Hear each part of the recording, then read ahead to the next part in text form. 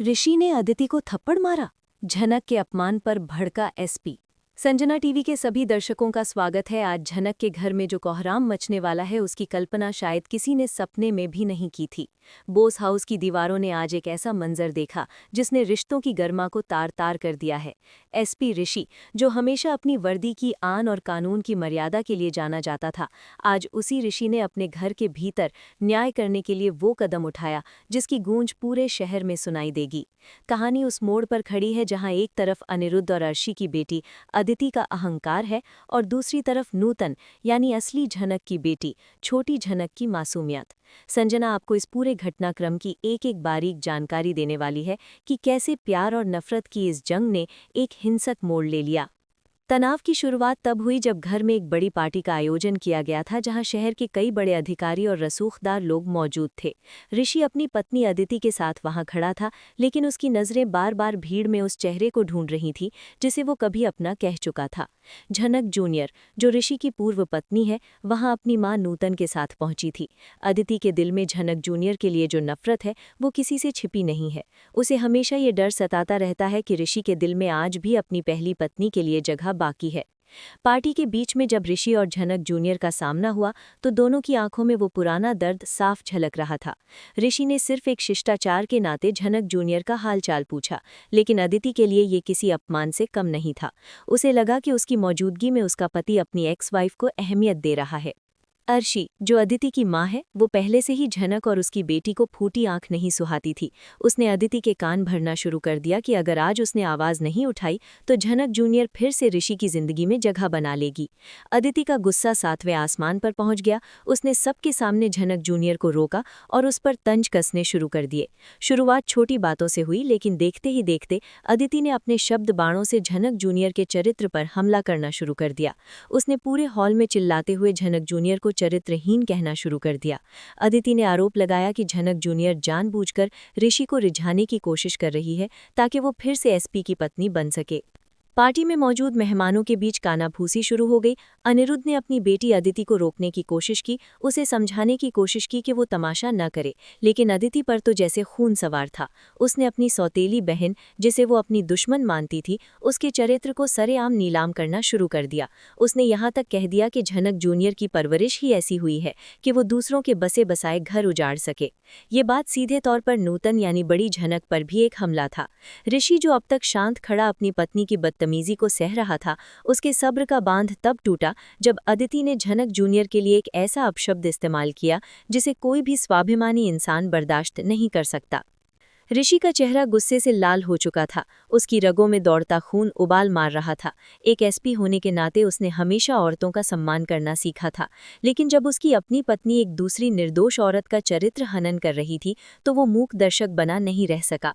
जैसे ही अदिति ने दोबारा झनक जूनियर की तरफ हाथ उठाया और उसे धक्का देने की कोशिश की, ऋषि बिजली की फुर्ती से आगे बढ़ा। इससे पहले कि अदिति का हाथ झनक जूनियर तक पहुंचा, ऋषि का हाथ हवा में लहराया और एक जोरदार तमाचा अदिति के गाल पर जा लगा।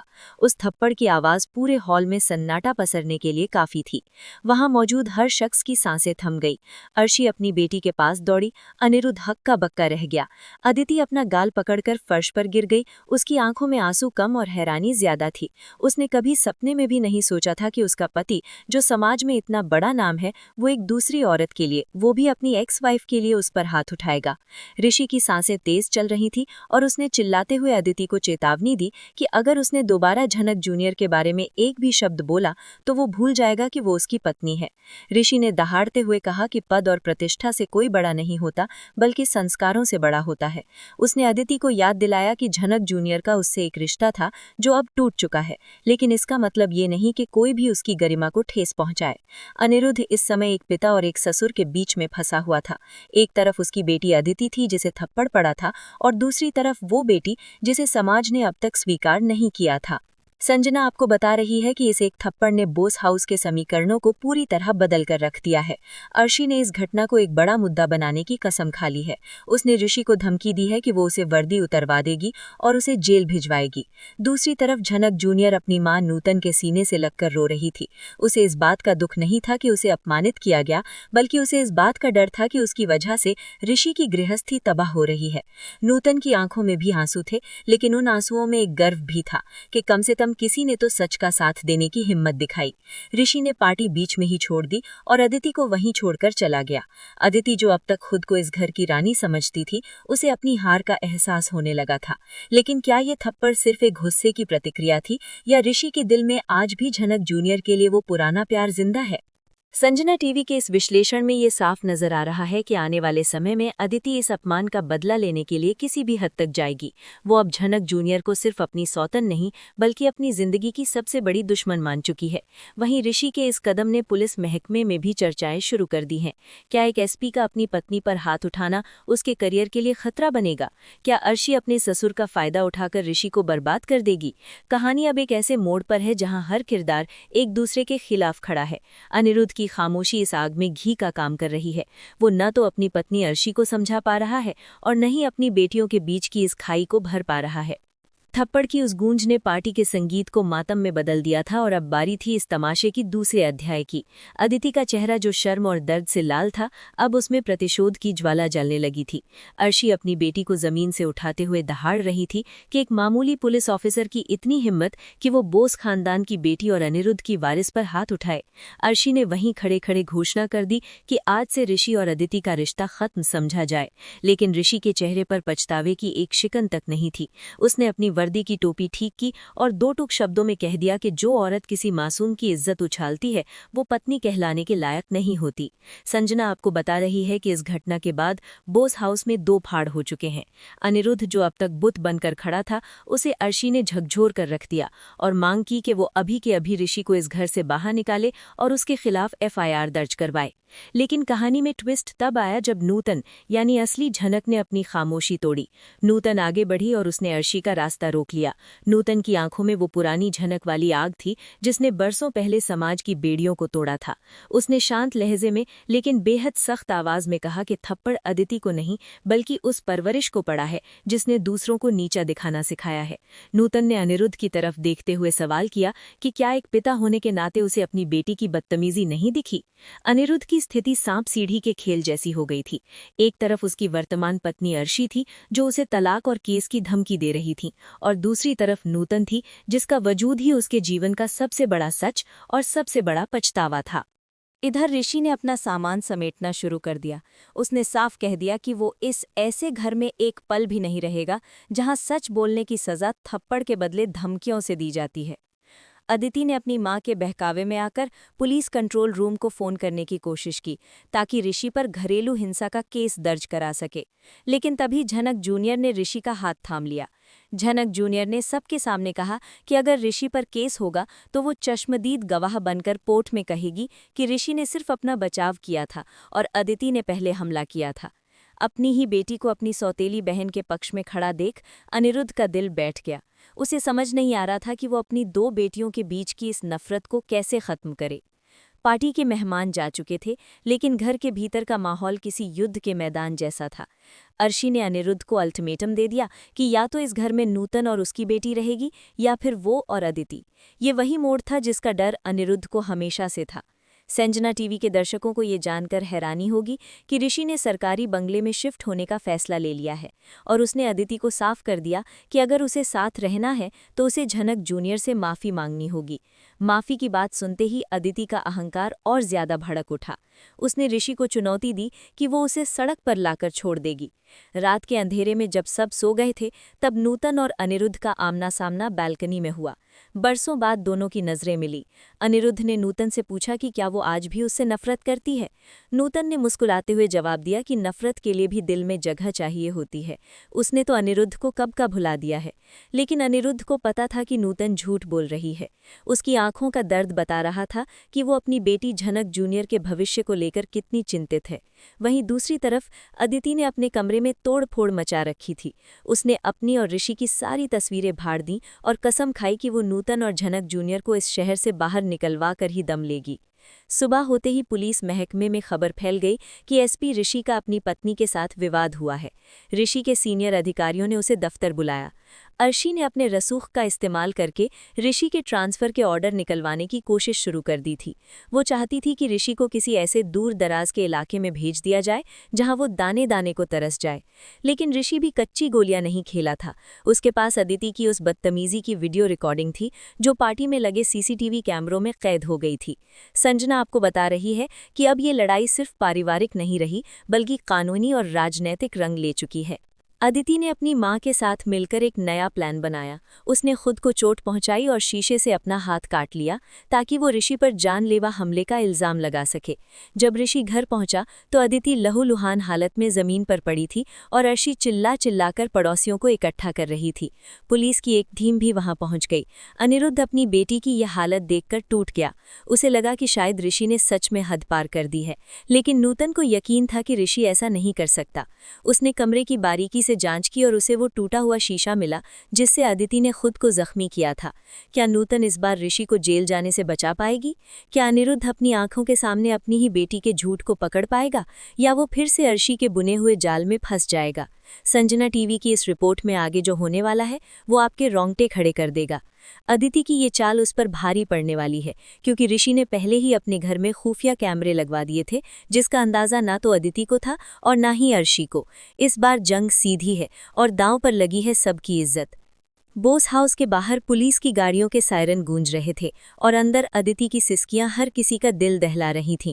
अर्शी ने पुलिस इंस्पेक्टर को चीख चीख कर ये यकीन दिलाने की कोशिश की कि ऋषि ने अपनी वर्दी के नशे में अपनी पत्नी पर जानलेवा हमला किया है।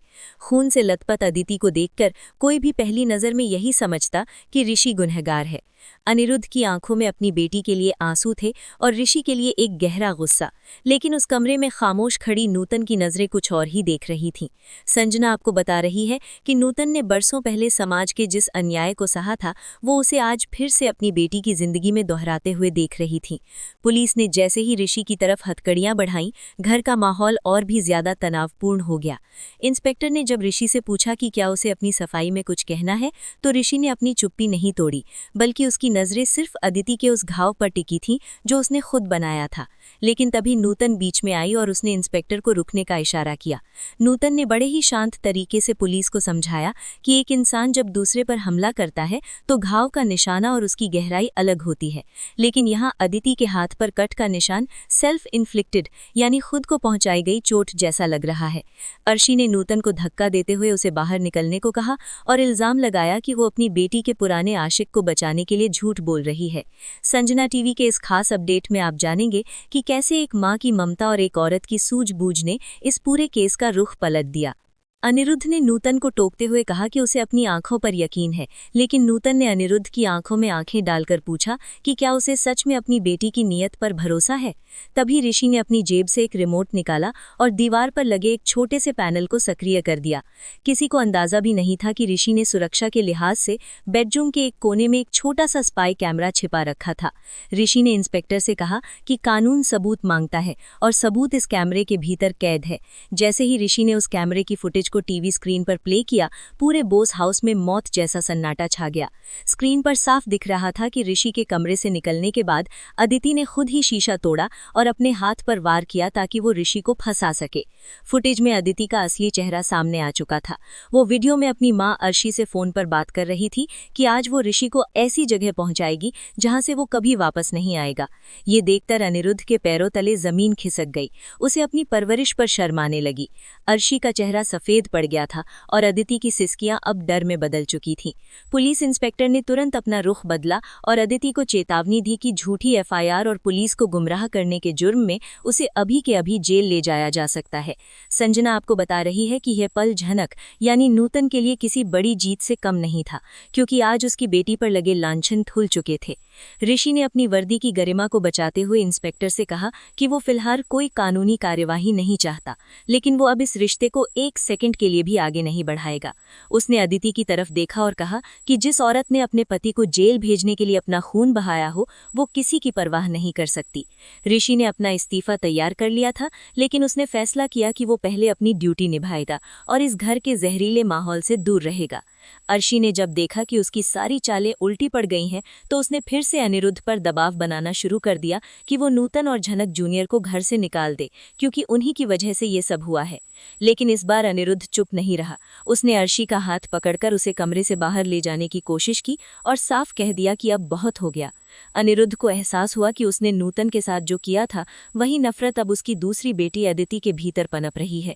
झनक जूनियर, जो अब तक कोने में खड़ी रो रही थी, वो ऋषि के पास गई और उससे विनती की कि वो घर छोड़कर ना जाए, लेकिन ऋषि के स्वाभिमान को गहरी चोट पहुंची थी।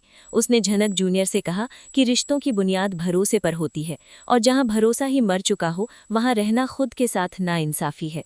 नूतन ने ऋषि का समर्थन किया और अनिरुद्ध को चुनौती दी कि अगर उसमें हिम्मत है तो वो सच का साथ दे।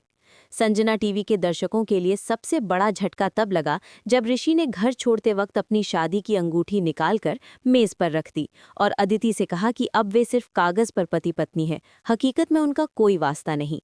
अदिति चिल्लाती रही, अर्शी धमकियां देती रहीं, लेकिन ऋषि बिना पीछे मुड़े बाहर निकल गया। अनिरुद्ध को अब अपनी जिंदगी के सबसे बड़े फैसले को लेने का वक्त आ गया था। क्या वो अर्शी और अदिति के जुल्मों का साथ देगा, या फिर नूतन और झनक जूनियर को वो हक देगा जिसकी वो बरसों से हकदार थीं? इस घटना ने झनक और अनिरुद्ध के पुराने घावों को भी कुरेद दिया था। नूतन को लग रहा था कि इतिहास खुद को दोहरा रहा है, लेकिन इस बार वो कमजोर नहीं थी। उसने ठान लिया था कि वो अपनी बेटी के साथ वही नहीं होने देगी जो उसके साथ हुआ था। उधर ऋषि के घर छोड़ने के बाद अदिति ने एक और खतरनाक साजिश रचनी शुरू कर दी। उसने अब सीधे झनक जूनियर की जान लेने का मन बना लिया था, क्योंकि उसे लगता था कि जब तक वो जिंदा है, ऋषि उसके पास कभी वापस नहीं आएगा। संजना आपको आगाह कर रही है कि आने वाले एपिसोड में नफरत का ये खेल और भी खूनी होने वाला है।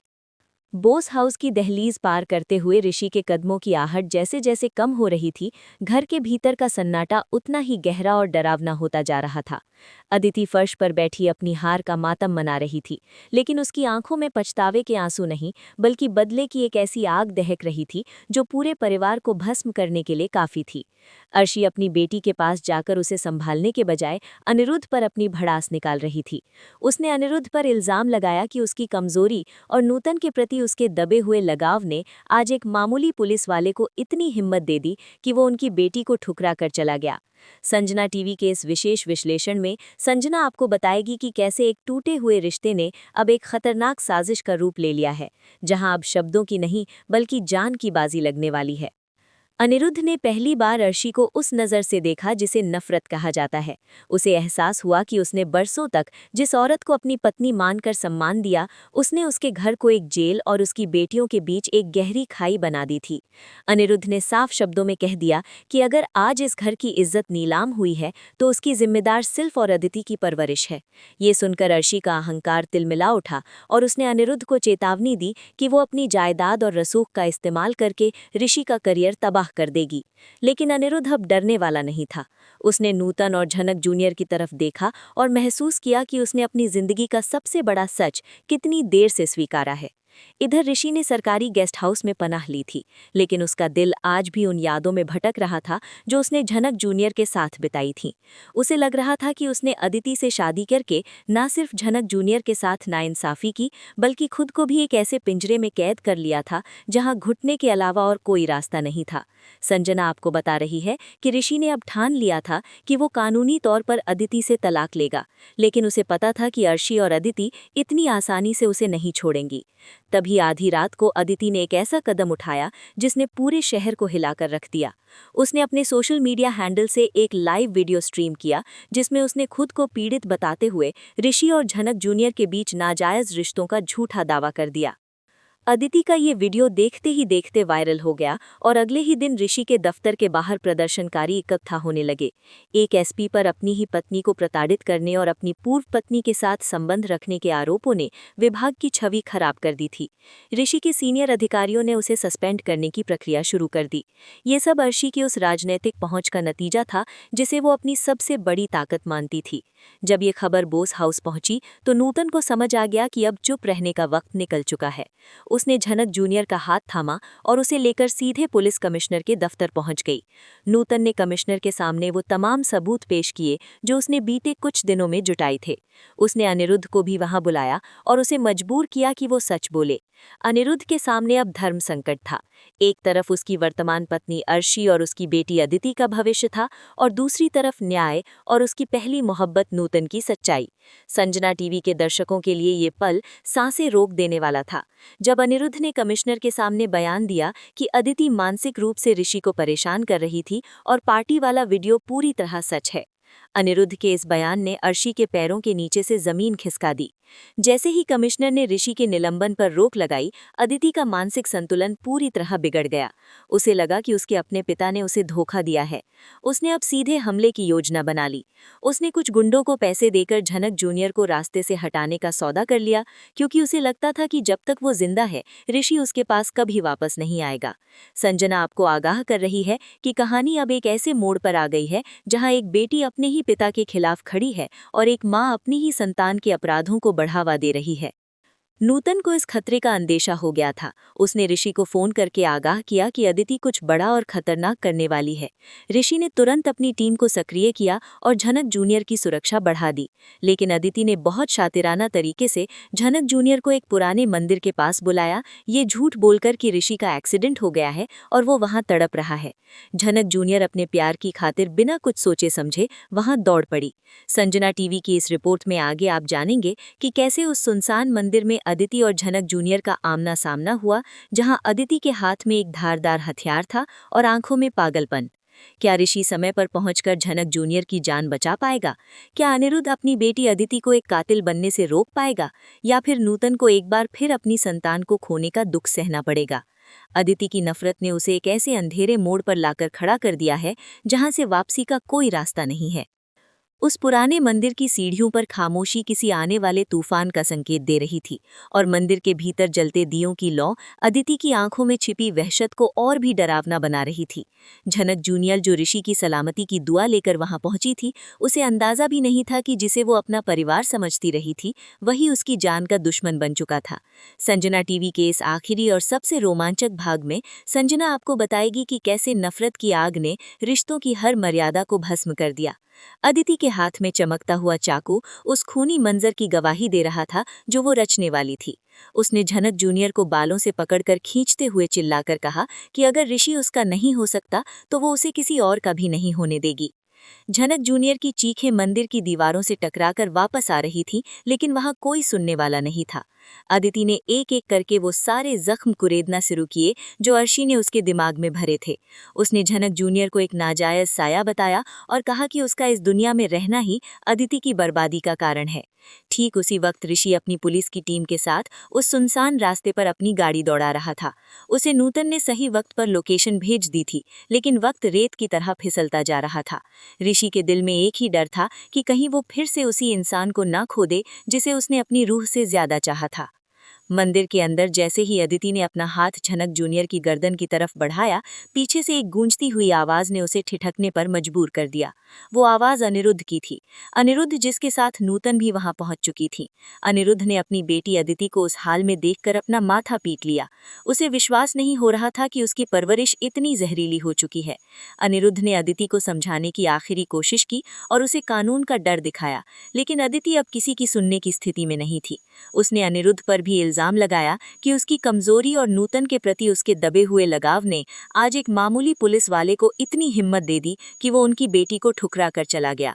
तभी ऋषि ने मंदिर के पिछले दरवाजे से एंट्री की। उसकी नजरें सीधे अदिति के हाथ में मौजूद उस धारदार हथियार पर थीं। संजना आपको बता रही है कि एक एसपी के तौर पर ऋषि ने कई मुजरिमों का सामना किया था, लेकिन आज उसकी अपनी पत्नी उसके सामने एक कातिल बनकर खड़ी थी। ऋषि ने बहुत ही धैर्य के साथ अदिति से बात करने की कोशिश की, उसे अपनी बातों में उलझाया ताकि वो झनक जूनियर पर से अपनी पकड़ ढीली कर दे। लेकिन अर्शी जो पीछे से मंदिर पहुंची थी, उसने फिर से आग में घी डालने का काम किया। अर्शी ने चिल्लाते हुए अदिति से कहा कि अगर वो आज पीछे हटी तो वो जिंदगी भर हार जाएगी। अर्शी की इस उकसावे भरी बात ने अदिति के पागलपन को चरम पर पहुंचा दिया। जैसे ही अदिति ने झनक जूनियर पर वार करने के लिए हाथ उठाया, ऋषि ने अपनी फुर्ती दिखाई और अपनी सर्विस रिवॉल्वर से हवा में फायरिंग की। उस धमाके की आवाज ने अदिति को दहला दिया और उसी बीच ऋषि ने उसे दबोच लिया। झनक जूनियर लहूलुहान हालत में नूतन की गोद में गिर पड़ी। नूतन ने अपनी बेटी को सीने से लगा लिया और उसकी आंखों से बहते आंसू इस बात की गवाही दे रहे थे कि एक माँ की ममता आज फिर एक राक्षसी नफरत पर भारी पड़ी थी। पुलिस ने अदिति और अर्शी दोनों को अपनी गिरफ्त में ले लिया। अर्शी अब भी चिल्ला रही थी कि वो सबको देख लेगी, लेकिन अनिरुद्ध ने उसके सामने जाकर हाथ जोड़ दिए और कहा कि आज से उनके बीच का हर रिश्ता खत्म हो गया है। अनिरुद्ध ने पुलिस से गुजारिश की कि कानून अपना काम करे और किसी भी अपराधी को ना छोड़ा जाए, चाहे वो उसकी अपनी बेटी ही क्यों ना हो। ये अनिरुद्ध का प्रायश्चित था उन गलतियों के लिए जो उसने बरसों पहले नूतन के साथ की थीं। अस्पताल के गलियारे में जब झनक जूनियर की जान खतरे से बाहर बताई गई, तब जाकर ऋषि के चेहरे पर चैन की लकीरें दिखीं। उसने नूतन के पास जाकर उनसे माफी मांगी कि वो झनक जूनियर को वो सुरक्षा नहीं दे पाया जिसकी वो हकदार थी। लेकिन नूतन ने ऋषि का हाथ थामकर उसे बताया कि उसने आज जो किया उसके लिए बहुत बड़े कलेजे की जरूरत होती है। संजना टीवी के दर्शकों के लिए ये सबसे भावुक पल था जब अनिरुद्ध ने नूतन और अपनी बेटी झनक जूनियर के सामने हाथ जोड़कर अपने किए की माफी मांगी। नूतन ने उसे माफ तो कर दिया, लेकिन साफ कह दिया कि कुछ जख्मों को भरने में अभी वक्त लगेगा। कहानी का अंत अदिति और अर्शी के जेल जाने के साथ हुआ, जहां उनका अहंकार सलाखों के पीछे सड़ रहा था। वहीं दूसरी तरफ ऋषि ने फैसला किया कि वो अब अपनी बाकी की जिंदगी झनक जूनियर के जख्मों को भरने और उसे वो हक दिलाने में बिताएगा जो समाज ने उससे छीन लिया था। नूतन को आखिरकार वो सुकून मिल गया था जिसकी तलाश में वो बरसों से भटक रही थी। संजना आपको बता रही है कि झनक की ये कहानी हमें सिखाती है कि झूठ की बुनियाद चाहे कितनी भी ऊंची क्यों ना हो, वो सच की एक आंधी के सामने कभी नहीं टिक सकती। संजना टीवी के इस विशेष कवरेज में आज के लिए इतना ही। झनक के आने वाले जीवन की नई शुरुआत और अनिरुद्ध के अगले कदम की जानकारी के लिए हमारे साथ बने रहें।